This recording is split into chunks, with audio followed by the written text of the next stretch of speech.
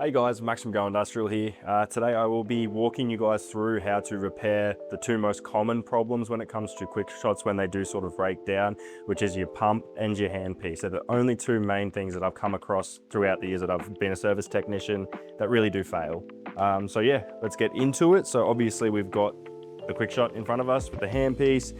The only tools you need to undertake any of what I'm about to show you is two spanners, so a 15mm and a 3/4 spanner, a pair of needle nose pliers, and a star screwdriver. Okay, so obviously safety first whenever you're working with anything like a battery powered unit. So obviously take that straight out. That way there's no current or anything running through the electrics that I'm about to be touching. It is very simple. A lot of people would get quite scared to touch anything or unscrew any of these casings, but you will see how simple these repairs actually are. With the applicator, it's just that little plate there. You can see the cutout in the actual handle, and it's those two screws. So if you just start unscrewing them,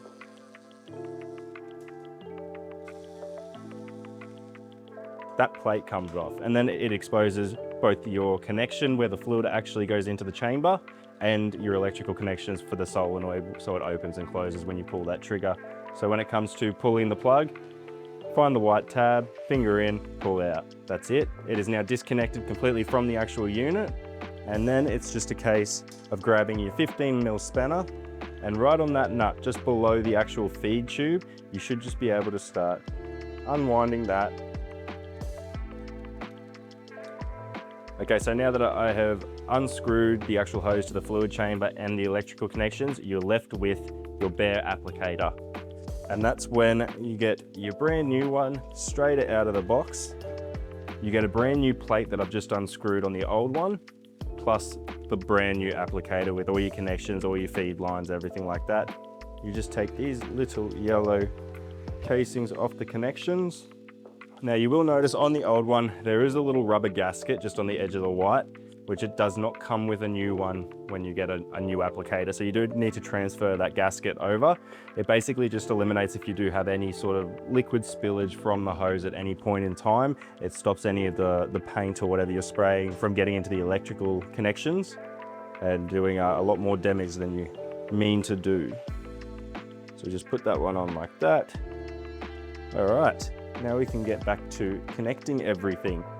So I always will connect the fluid line before I connect the electricals, just because I find it's easier, because then obviously when you're wrenching it up or tightening it up, you don't have to worry too much about that connection getting in your way. So all I do is I get it on the thread. And once I have it on a thread, I can start turning it till it sits.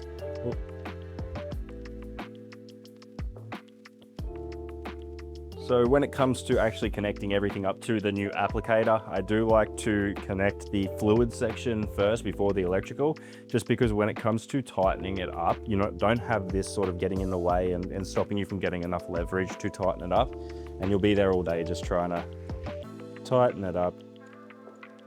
And now that the fluid section is all tightened up, I will now do the electrical connection. So obviously the outline there, just follow it through with the white. Make sure that gasket is sitting nice and flush, because you don't want that interfering with any sort of connections or anything that are actually in the wiring. So once that's all connected up, you push it down into the bottom of the casing like that, away from these holes here, because that's where your screw holes eventually go. So once you start tightening up and you put a screw through any one of these wires, there goes the whole entire hose. You need a replacement hose, all of the above. Then we get our brand new replacement plate. Make sure that's still seated in, away from those holes again. Push it down, one screw in, grab your screwdriver, next screw, and there's that one done. Sweet, so that's the applicator replacement completely done now. That is literally it. We will move on to the pump replacement. This unit is not getting a pump replacement. I'm just running you guys through what you need to take off and how to take it apart in order to put a new one in. Your prime spray valve, make sure that it is sideways, because there is a little black screw in the back of that valve, basically securing the prime and spray valve to the unit, but also it will stop you from taking this casing off. So you just grab it, undo it, pull it off, keep that aside, Then you got 5 screws in the actual casing there. You just take them out. When you are doing the pump replacement, so say you do have a brand new pump right next to you that you are fitting into the unit, obviously take the white cup out as well with your strainer and everything like that, because you're still going to use that. You don't get a whole new white cup or anything with a pump replacement. But then when it comes to it, you just pull that casing off and it exposes that.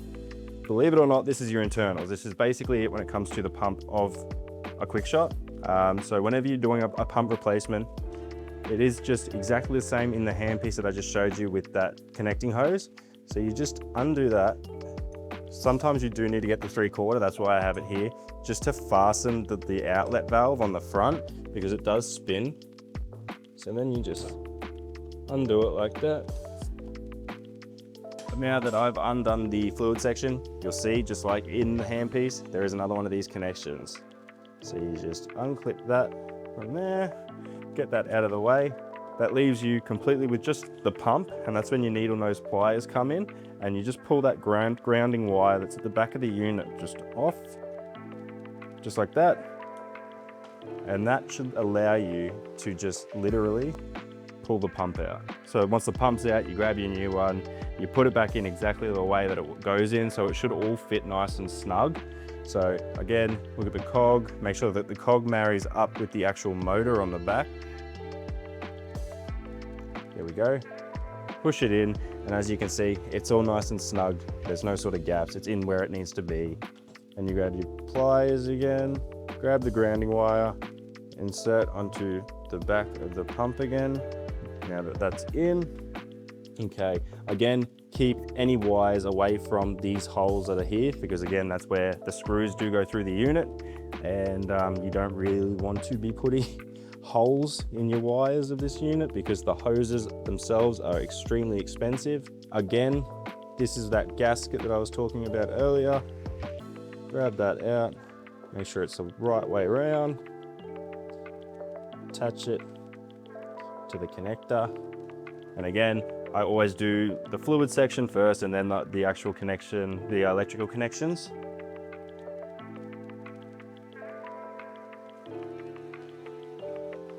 All right, so now we will connect up the electrical connections.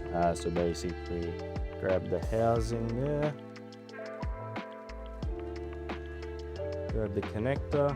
Ooh. It is extremely fidgety. There's a lot of small little bits and pieces like most Gracos have. So just put that on, grab the housing, work it in. So that is now in. I always do push it down into the side of it just like that. And that way I know that it's away from all of those little screw holes. All the wires are sort of separated from where they need to be in order for me to actually start doing up all the screws in the casing again. So now that I'm happy with that, casing should just sit nice and flush like that. So that if your casing is sitting flush like that against the rest of the body, that means that you've done everything right. The pump is in the right positioning, it's where it is designed to go. And then you just grab your 5 screws and tighten them up.